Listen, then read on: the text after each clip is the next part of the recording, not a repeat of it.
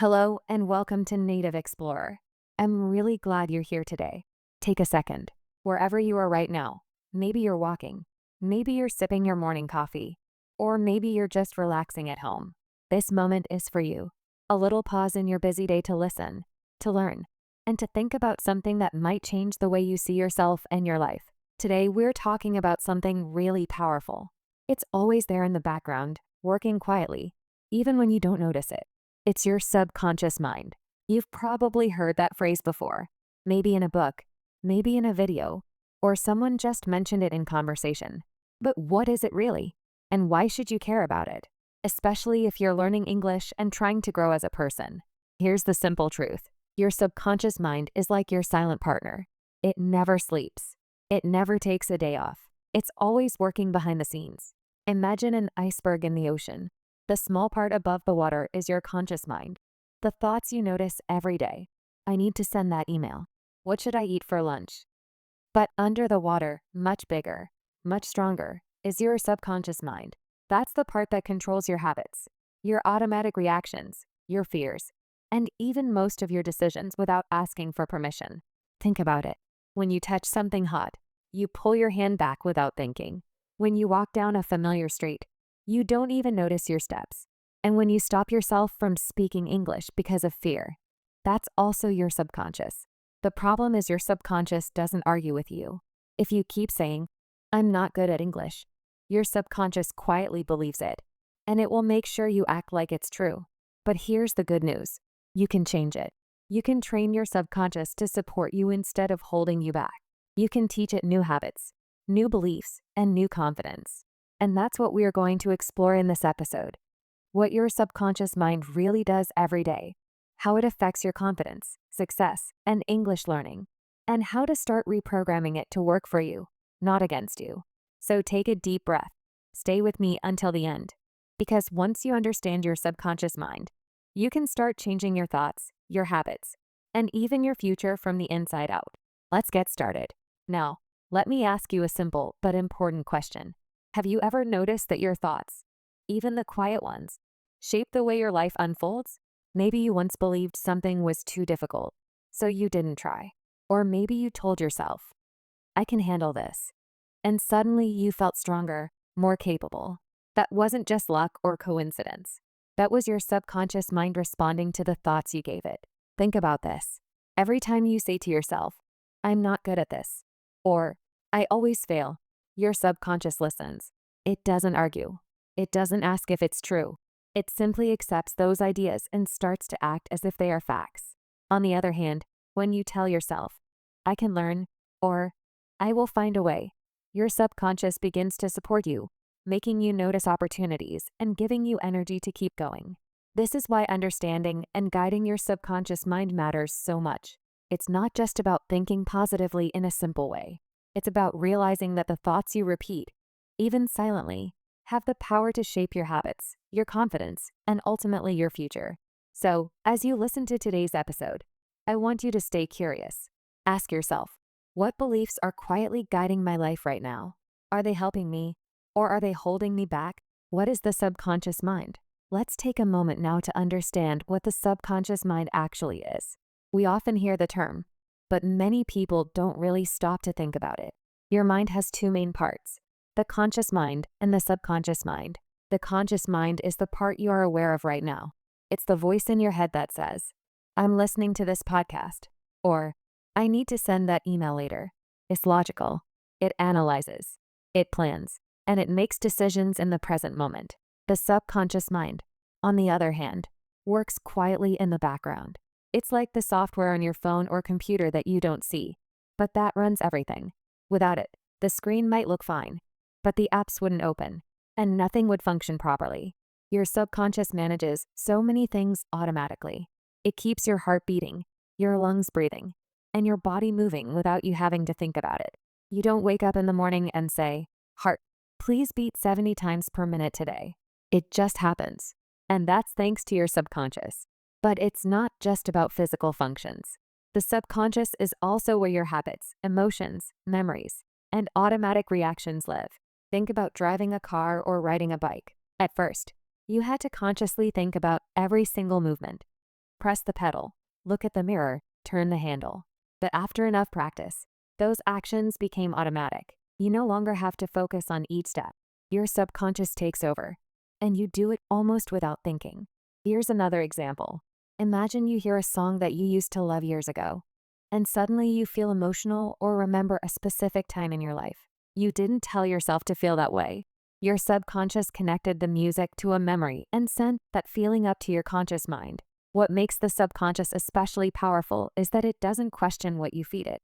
It doesn't stop to analyze whether a thought is helpful or harmful. If you keep saying to yourself, "I'm terrible at learning languages," your subconscious accepts it and acts as if it's true, making you feel nervous, blocking your progress, and even causing you to avoid practice. But if you repeat, "I can improve if I keep trying," your subconscious will start to support that belief, giving you more confidence and energy to take action.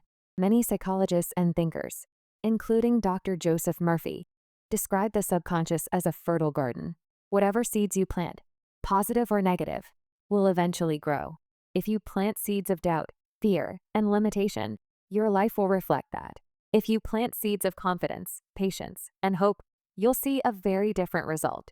The tricky part is that most of us are not fully aware of what we are planting. Our thoughts and beliefs are often habits we've picked up from childhood, family, culture, or past experiences. Maybe someone once told you, "You're not good at speaking," and that statement went straight into your subconscious. Even years later, when you try to speak in English or give a presentation, that old belief might suddenly appear and make you nervous. So the subconscious mind is not some mysterious, magical force. It's a natural part of how we function every single day. It's like a powerful assistant that works for you 24/7. But here's the important point. If you don't give it clear, positive instructions, it will just continue running on old programs, even the ones that don't help you anymore. Think about it. How many of your actions today were automatic? From the way you brushed your teeth to the route you took to work to the way you reacted when someone annoyed you. So much of it was guided by your subconscious, not by careful, conscious decision-making. And that's why learning how to communicate with this hidden part of your mind can make such a huge difference in your life. Summary of book The Power of Your Subconscious Mind by Dr. Joseph Murphy. Dr. Joseph Murphy's book, The Power of Your Subconscious Mind, is one of the most famous books on how our thoughts influence our lives. This book was first published back in 1963, and yet the lessons inside it still feel just as relevant today. Why? Because it talks about something that never goes out of style. The way our inner world creates our outer world. Its main message is simple but very deep. The thoughts and beliefs you hold inside yourself, especially the ones you repeat every day, shape your reality. Murphy often explains that your mind is like a garden. The conscious mind is the gardener, and the subconscious mind is the soil. Whatever seeds you plant in that soil, whether they are positive or negative, will grow and become the experiences of your life. If you plant seeds of fear, self-doubt, or anger, those feelings will grow stronger. But if you plant seeds of hope, confidence, and gratitude, your life will reflect those qualities instead. One of the book's most powerful ideas is that your subconscious does not judge or argue. It simply accepts what you give it, just like soil accepts any seed. If you say, "I can never do this," your subconscious begins to act as though that statement is true. It will make you notice obstacles, feel anxious, and even miss opportunities that could have helped you. On the other hand, if you tell yourself, "I can learn this step by step," your subconscious starts looking for ways to make that possible. Murphy explains that visualization and affirmations are two of the best ways to direct your subconscious mind. Visualization means creating a clear picture in your head of what you want. If you want to feel confident speaking English, imagine yourself doing it successfully. See yourself in a conversation. Hear your voice sounding calm, and feel the relief and pride afterward. Your subconscious responds to images almost as strongly as it responds to real experiences. So by repeating this mental image, you begin to prepare your mind and body to behave that way in real life. Affirmations are positive sentences that you repeat to yourself, often out loud or silently, until they start to feel natural. For example, instead of saying, "I'm terrible at speaking," you could say, "I am improving every day. My English gets better with every conversation." At first, it might feel strange or even fake, but Murphy reminds us that repetition is key. just as a song you hear every morning eventually gets stuck in your head. Repeated positive statements slowly become part of your subconscious programming. One famous line from the book says, "Change your thoughts and you change your destiny." This is not just a poetic idea. It's a practical one. If you spend your days focusing on problems, you'll feel stressed and powerless. But if you teach yourself to focus on solutions, even small ones, you start noticing opportunities you didn't see before. It's like changing the lens of a camera. The world itself doesn't change, but what you notice and how you react becomes completely different. Murphy also warns about the danger of negative autosuggestions, the quiet, automatic phrases we tell ourselves without realizing it.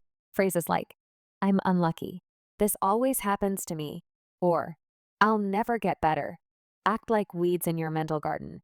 They grow quickly, and they can choke the healthy, positive thoughts you are trying to develop. That's why one of his main techniques is to catch those negative thoughts as soon as you notice them and replace them with something better. For example, if you catch yourself thinking, "I always fail at this," immediately say, "I am learning. Every attempt makes me stronger." The core idea of the book is this: your thoughts shape your reality, not just your passing thoughts like, "I feel tired," or "I forgot my keys," but the deep, repeated messages you tell yourself every single day. Those beliefs about who you are, what you can do, and what you deserve sink into your subconscious.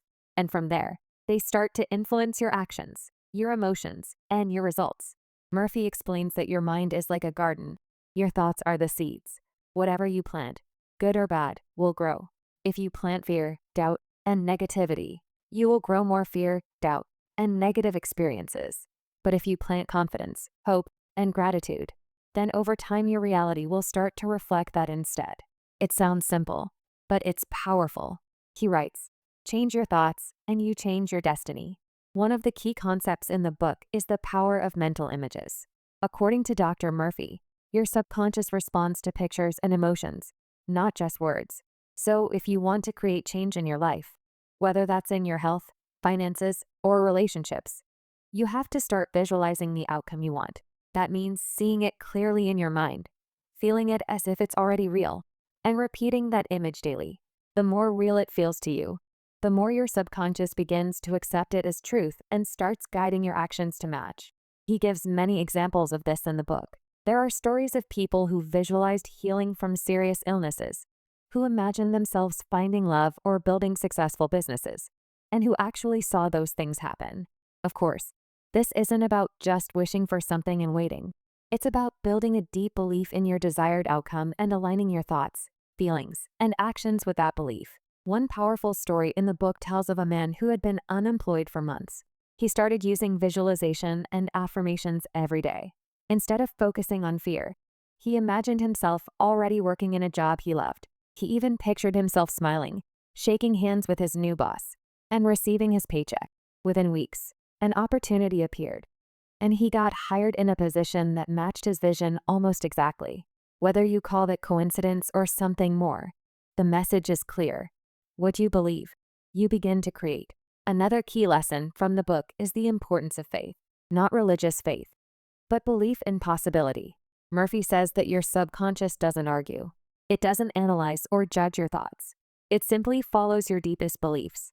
If you believe that success is possible for others, but not for you, your subconscious will quietly help prove that idea right. But if you believe, truly believe, that you can grow, change, and succeed, even in small steps, then your subconscious will begin to open doors you didn't even see before. He writes, "Your subconscious mind is like a soil that accepts any kind of seed, good or bad. Your job is to plant the right kind of thoughts." That's where affirmations come in.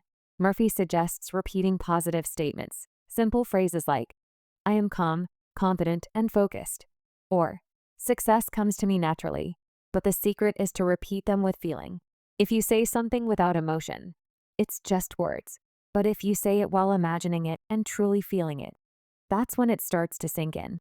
What I love about this book is that it doesn't promise instant miracles. It reminds us that the process takes time and repetition. Just like learning English, right? You don't become fluent overnight. You repeat, you make mistakes, you keep going, and eventually your brain starts to change. Murphy says the same is true for your beliefs and your life. Change doesn't happen by force. It happens through gentle, steady practice. Now, I want to pause here and invite you to reflect. What thoughts are you planting every day when you speak to yourself, whether out loud or in your mind? Are you building yourself up or tearing yourself down? What kinds of images do you carry in your mind? Are they focused on failure or progress? You don't need to have all the answers today, but simply becoming more aware, noticing the thoughts that pass through your mind, is already a powerful step forward. Because once you're aware, you can begin to choose differently. The power of your subconscious mind isn't just a book you read once. It's a book you return to, like a quiet friend who reminds you what you're capable of. And if you take even one idea from it, that your thoughts can shape your reality, and apply it in your daily life, you may start to see small, meaningful shifts that lead to bigger changes over time. Remember, your subconscious mind is always listening. The question is, what story do you want it to hear? Throughout the book, Murphy shares many stories of people who changed their lives by changing their mental habits. He describes people who overcame serious health problems, financial difficulties, and even deep fears simply by training their subconscious minds to focus on healing, success, and possibility instead of fear and failure. The key lesson is this: your subconscious mind is always listening, and it's always responding to the messages you give it. You don't have to be perfect, and you don't have to force yourself to think positively all the time. But the more often you choose thoughts of hope, trust, and progress, the more your subconscious will help you see paths forward instead of walls blocking your way. Why we often limit ourselves. It's easy to talk about the power of the subconscious mind and how positive thoughts can change your life. But there's something we all need to face honestly. Most of us are the ones putting limits on ourselves. We do it without even realizing it. And often we've been doing it for years. Think about this for a second. How many times have you stopped yourself before you even began? How many times have you had an idea, a dream, or even a small goal, but then a quiet voice in your head whispered, "What if I fail? What if I'm not good enough?" And instead of taking action, you let that thought decide for you. One of the biggest reasons we limit ourselves is self-doubt. We question our abilities even when we've done similar things successfully in the past. For example, maybe you want to improve your English, start speaking with new people, or apply for a better job. But then that doubtful voice says, "You're not ready. You might embarrass yourself." And instead of trying, you hold back. The subconscious mind accepts that hesitation as truth, and soon it becomes a habit. You automatically avoid opportunities that might have helped you grow. Another powerful block is perfectionism. Many of us think, if I can't do it perfectly, I shouldn't do it at all. It sounds reasonable on the surface. Who doesn't want to do things well? But perfectionism often hides a fear of failure. Instead of taking small steps, practicing and learning as we go, we wait for the right moment, for the time when we'll feel completely confident, fully skilled, and totally prepared.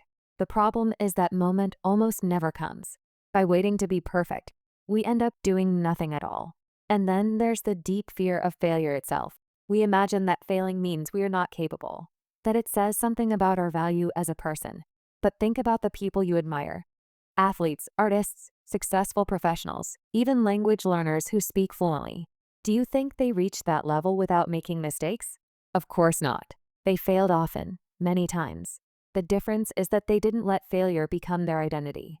They treated it as feedback, not as proof that they should stop. Here's another question for you. What's worse, trying and failing, or never trying at all and always wondering what could have happened? So many of us live with the second type of regret. We avoid taking chances because we are afraid of the pain of failure. But we forget that not trying also has a cost. It keeps us stuck. It keeps our subconscious programmed with the same old limits, the same old "I can't" messages. Often these limits didn't even start with us. They came from experiences, from what other people told us, or from moments when we felt embarrassed or rejected. Maybe a teacher once laughed at your answer in class. Maybe a parent said, "You're not the type of person who can do that." Those words sink into the subconscious, and years later, you might still be living by them without questioning if they're true. But here's the good news. Those old limits are not permanent. They are just learned patterns. If your subconscious mind accepted them once, it can also learn new ones. You can teach it that making mistakes is part of growth, that small steps are more powerful than waiting for perfect conditions, and that trying, even if it feels scary, is always better than doing nothing at all. So, As you listen right now, ask yourself, what would you do if you weren't afraid of failing? What's one thing you've been holding back from because you told yourself you're not ready or not good enough? The truth is, you probably are ready to take at least a small step. And that small step could be the beginning of something much bigger than your fear. How to reprogram your subconscious mind. Now that we've talked about how the subconscious mind works and why we often limit ourselves, let's focus on something very practical. How can you reprogram your subconscious mind to work for you instead of against you? The good news is that you don't need to do anything complicated or mysterious. You simply need to give your subconscious new instructions again and again until they become stronger than the old ones. And that requires three main tools: daily affirmations, visualization, and consistency. Let's start with daily affirmations. These are short, positive sentences that you repeat to yourself regularly. They're not just happy words to make you feel better in the moment. They're a way to feed your subconscious with new beliefs. For example, if you've always told yourself, "I'm terrible at speaking in English," your subconscious has probably accepted that as truth. But you can begin to change it by repeating something like, "I'm improving my English every day. I can communicate, and I'm getting better with every conversation." At first, your conscious mind might think that's not true yet. That's okay. Affirmations are about what you want to believe, not what you already see. With enough repetition, your subconscious starts to accept these new statements as real, and you begin to act in ways that match them. Next comes visualization exercises. This means using your imagination to create clear, detailed pictures of the success you want. If you're afraid of public speaking, for example, imagine yourself standing in front of a small group, speaking calmly. Picture yourself breathing easily, smiling, and seeing people nodding as they listen to you. Try to include as many senses as possible. What do you hear? What do you see? What do you feel? Your subconscious doesn't clearly separate imagined experiences from real ones. So by visualizing success repeatedly, you train your mind and body to behave as if it's already possible. Many athletes, actors, and even surgeons use this technique before big events because it prepares their minds just as much as their skills. But here's something important. These changes don't happen overnight. Your subconscious mind learned its current patterns over years, sometimes decades. That's why the third key is consistency instead of sudden big changes. Think of it like exercise. Doing one workout won't make you strong, but doing small workouts regularly will transform your body over time. It's the same with your mind. A few minutes of affirmations and visualization each day are far more powerful than trying to force yourself to change completely in a single weekend. Let's bring this to life with an example. Imagine someone named Anna. She's smart and capable, but she's terrified of public speaking. Every time she thinks about giving a presentation at work, she hears an inner voice saying, "You're going to mess up. Everyone will laugh." Because of that, she avoids every chance to speak, which means she never gets better, and her fear grows stronger. One day, Anna decides to try reprogramming her subconscious. Each morning, she spends just 2 minutes saying, "I speak clearly and confidently. I enjoy sharing my ideas." At night, before she sleeps, she closes her eyes and imagines herself standing in front of her colleagues, speaking calmly and finishing her talk while they clap. At first, it feels strange, maybe even fake, but she keeps doing it every day. After a few weeks, something changes. The next time she's asked to speak, she still feels nervous, but she also hears a new voice inside. "You can do this. You've been preparing for this moment." She gives a short presentation, not perfect, but better than she expected. That small success builds her confidence, and she continues practicing.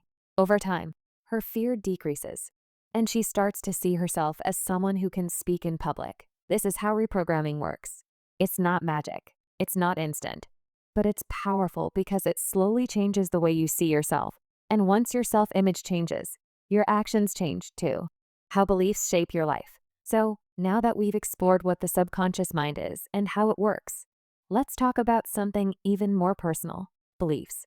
Not just general beliefs like the world is round or exercise is good for you, but the quiet, private beliefs you carry about yourself. Because here's the truth: the beliefs you hold, especially the deep ones, shape your reality more than almost anything else.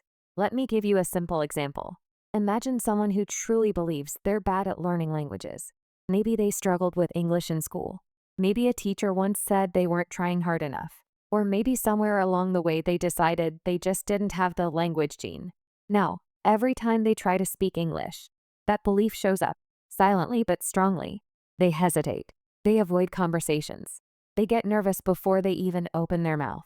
And then when they make a small mistake, as everyone does, that belief whispers, "See, I told you." That's what we call a self-fulfilling prophecy. It's when your belief about something influences your actions, and those actions produce the very result you expected. If you believe you're going to fail a test, you might study less, feel more anxious, and not sleep well. And in the end, you don't do well, not because you're not smart, but because your belief shaped your behavior. You lived the story you told yourself. But here's the other side of that coin. Imagine a person who believes they can improve. They don't think they're perfect, but they trust that their effort matters. When they make a mistake, they don't hear, "I'm not good at English." They hear, "I'm learning. I'll get better." That belief gives them confidence. It helps them try again and again. Over time, their English really does improve because they kept showing up, and they kept going. And eventually that belief becomes their reality. I once met a student, let's call her Anna, who was terrified of speaking English. She had lived in an English-speaking country for over a year, but avoided conversations whenever possible. She told me, "I freeze every time. I feel like I just disappear." And when we started to explore that together, we discovered that she'd been carrying a belief since she was a teenager that her voice didn't matter, that if she made a mistake, people would laugh at her. No one had ever told her that directly, but a few small experiences plus her own doubts created a belief that took root. Once she became aware of it, she started to challenge it. She didn't do anything dramatic. No speeches, no interviews, just small daily actions. A conversation at the coffee shop, a quick question to a coworker, a phone call to practice. And after a few months, she came to me and said, "I don't feel invisible anymore. I still make mistakes, but I'm not hiding." That shift didn't start with a grammar rule. It started with a belief. And this goes beyond English.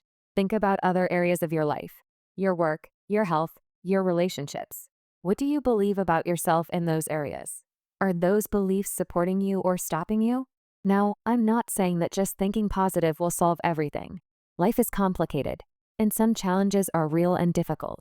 But what I am saying is this: your beliefs are the lens through which you experience everything.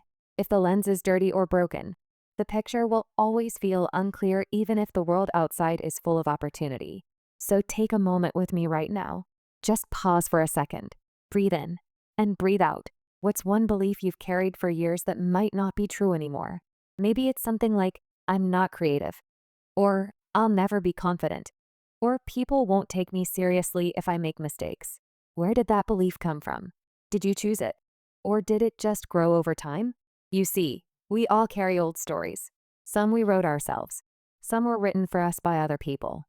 But the beautiful thing about stories is they can be rewritten. And the moment you begin to question your beliefs, to look at them clearly and kindly, is the moment you take back your power. In The Power of Your Subconscious Mind, Dr. Murphy reminds us that your subconscious accepts whatever you believe most deeply. If you feed it fear, it produces fear. If you feed it faith, it produces courage. And this doesn't mean ignoring your problems. It means approaching them from a different angle, with curiosity, with hope, with the idea that change is possible and that you're not stuck. So, as we close this part of the episode, I invite you to reflect, not to fix everything today, but simply to notice. What do I believe about myself? And is it helping me grow or holding me back? If it's the second one, maybe it's time to begin changing that belief, slowly, gently, and with love. Because the truth is your reality is shaped more by what's happening inside you than by what's happening around you. And when your beliefs begin to change, your life begins to change, too. Real life examples and stories. We've talked about affirmations, visualization, and consistency. But let's bring those ideas to life with some real stories.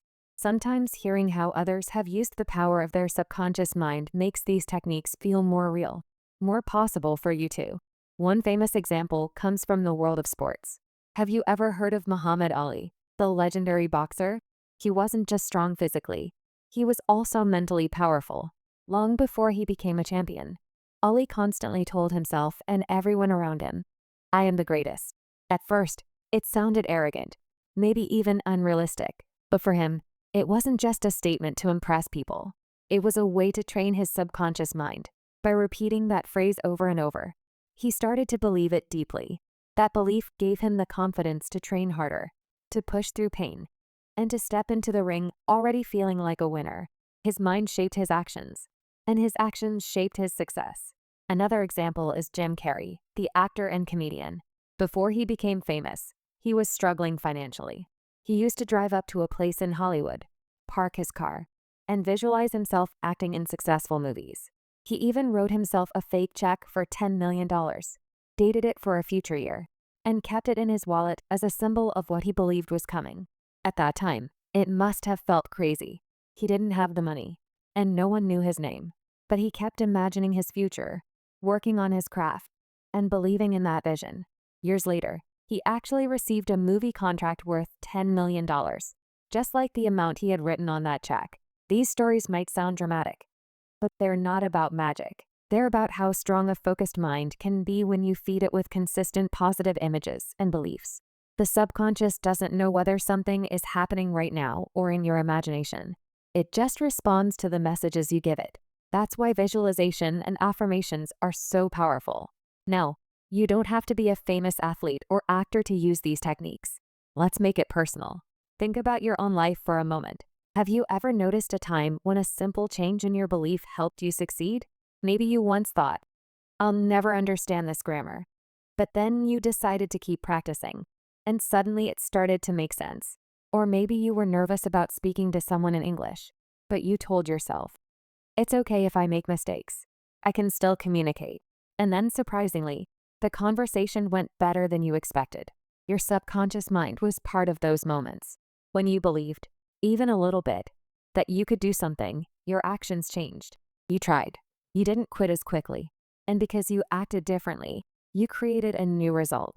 This is why it's so important to notice the small victories in your life. They are proof that your mind responds to the messages you give it. Each positive belief you practice is like a tiny seed. At first, it might feel invisible, but over time, it grows into something much bigger. A new habit, a new level of confidence, or even a completely new life direction. So, as you're listening right now, ask yourself, what's one area in your life where a more positive belief could change things for you? And what small step can you take today to plant that belief in your subconscious mind? Practical daily practices. Now that we've talked about what the subconscious mind is and how powerful it can be, let's make this very practical. It's one thing to understand the theory, but it's another to turn it into simple habits you can actually use in your everyday life. The good news is reprogramming your subconscious doesn't have to take hours. In fact, some of the most effective practices are very short and easy, and they fit naturally into your routine. One of the best times to influence your subconscious mind is right before you go to bed. At night, just as you're falling asleep, your conscious mind becomes quieter, and your subconscious is more open to suggestions. This is a perfect moment to plant a positive thought. Instead of ending your day worrying about mistakes or problems, try this. Close your eyes. Take a slow breath and say to yourself something encouraging like, "I am learning and improving every day." Or, "By tomorrow, I will wake up calm and ready." It might sound simple, but those last thoughts you have before sleep are like instructions you're giving to your subconscious. The same is true in the morning when you wake up. Picture the day going well. Before you grab your phone or start rushing, take just 30 seconds to imagine yourself moving through your day with confidence. See yourself handling conversations, tasks, or even challenges with ease. Feel the sense of calm and control that comes with that picture. Starting your morning this way doesn't just make you feel better. It actually tells your subconscious what kind of energy and focus you want to carry throughout the day. Another small but powerful practice is to speak your affirmations out loud. Yes, say them with your voice, not just in your head. For example, you can stand in front of the mirror and say, "I am confident. I communicate clearly. I can handle new situations." Speaking aloud makes the words stronger. And for English learners, it's an extra opportunity to practice pronunciation, rhythm, and fluency. You're not only training your mind, you're also training your speaking skills. Consistency is the secret here. These practices might feel too easy to make a difference, but remember, your subconscious mind learns through repetition. One encouraging thought before bed won't change your life, but doing it every night for a week, then for a month, and then for 3 months. This can slowly replace old negative patterns with new supportive ones. Think of it like watering a plant. A single drop of water won't help much, but a little bit every day will make that plant grow strong. Your mind works the same way. The short moments you spend guiding your thoughts will, over time, build a more confident, focused version of you. And here's something to try right now. If you can, say out loud, I am improving. I am capable. I am becoming more confident every day. Notice how it feels, even if it feels a little strange at first. With practice, those words will stop feeling unusual. They will start feeling like the truth. Common mistakes and how to avoid them. As powerful as the subconscious mind is, many people don't see the results they hope for, not because the techniques don't work, but because they make some very common mistakes. Understanding these mistakes and how to avoid them can save you a lot of frustration and help you stay on track as you build new habits and beliefs. The first big mistake is that people quit too soon. When they start practicing affirmations or visualization, they expect fast results. They think, if I repeat this for 3 days, my life should already be different. But the subconscious mind doesn't work like that. Remember, your current thoughts and habits have been in place for years. It takes time for new ones to replace them. Imagine planting a seed today and checking tomorrow to see if a tree has grown. Of course, it hasn't. Not because the seed is weak, but because it needs time, water, and care. The same is true for your mental seeds. If you stop after just a few days or even a few weeks because you don't see immediate change, you're giving up right before the real results start to show. Patience and consistency are essential. Another mistake many people make is that they focus only on affirmations and forget about action. Affirmations and visualization are powerful tools, but they are not magic spells. You cannot simply sit at home, repeat, I am confident 100 times, and expect to suddenly become a confident speaker without practicing. Your subconscious mind will support you, yes, but it needs you to take action in the real world so it can create new experiences to build on. If your goal is to speak better English, affirmations like, I am improving my English every day are helpful. But you also need to practice speaking, listening, and engaging with the language. Affirmations open the door, but your actions are what allow you to step through that door and actually change your reality. The third mistake is that people continue their negative habits unconsciously even while trying to think positively. For example, someone might spend 5 minutes each morning saying positive affirmations, but then spend the rest of the day complaining, criticizing themselves, or thinking about everything that could go wrong. This sends mixed messages to the subconscious mind. It's like trying to drive with one foot on the gas and one foot on the brake. You won't get very far. To avoid this, you need to become more aware of the small thoughts and words you use throughout the day. Each time you catch yourself saying something negative like, I can't do this, pause and replace it with a better thought, such as, I'll find a way to do this, or unlearning. It might feel repetitive at first, but each small correction weakens the old negative pattern and strengthens the new one. Avoiding these mistakes doesn't mean you have to be perfect. You don't need to control every thought or force yourself to be positive all the time. That would be impossible and exhausting. Instead, focus on being consistent, patient, and aware. Keep planting positive seeds every day. Take small actions that match your goals, and gently notice when old habits show up so you can redirect them. Over time, your subconscious mind will begin to respond to the new messages, and you'll see changes not just in how you think, but in how you act and in the results you get. We've covered a lot in today's episode, and before we finish, let's take a moment to bring everything together. We started by talking about what the subconscious mind really is, a powerful part of you that works quietly in the background, shaping your habits, your reactions, and even the opportunities you notice in life. We explored Dr. Joseph Murphy's key ideas, that your mind is like a garden, that the thoughts you plant become the reality you experience, and that with visualization, affirmations, and consistent practice, you can guide your subconscious toward helping you instead of holding you back. We also looked at the reasons why we often limit ourselves: self-doubt, perfectionism, and the fear of failure. And we discussed simple ways to reprogram your mind by using daily affirmations, visualizing success, and taking small, steady actions rather than waiting for instant results. We shared real-life examples of people who turned their beliefs into powerful tools for success. And we even practiced thinking about small daily routines like saying one encouraging thought before bed or picturing a positive day when you wake up in the morning. Now, as we come to the end, I want to leave you with a question. What belief about yourself do you need to change today? Maybe it's the thought that you're not good enough, or that you'll never speak English fluently, or that it's too late to start something new. Ask yourself honestly, is that belief helping you, or is it holding you back? And if it's holding you back, what could you say to yourself instead? Remember, you don't need to change everything all at once. Start small. Choose one simple positive statement and repeat it each day. Imagine yourself already living as if that belief were true.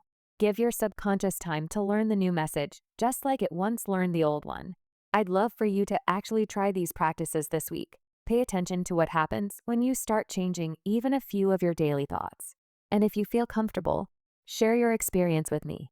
Leave a comment or send a message. Tell me which belief you're working on changing, because your story might inspire someone else who's listening and struggling with the same thing. Thank you for spending this time with me here on Native Explorer.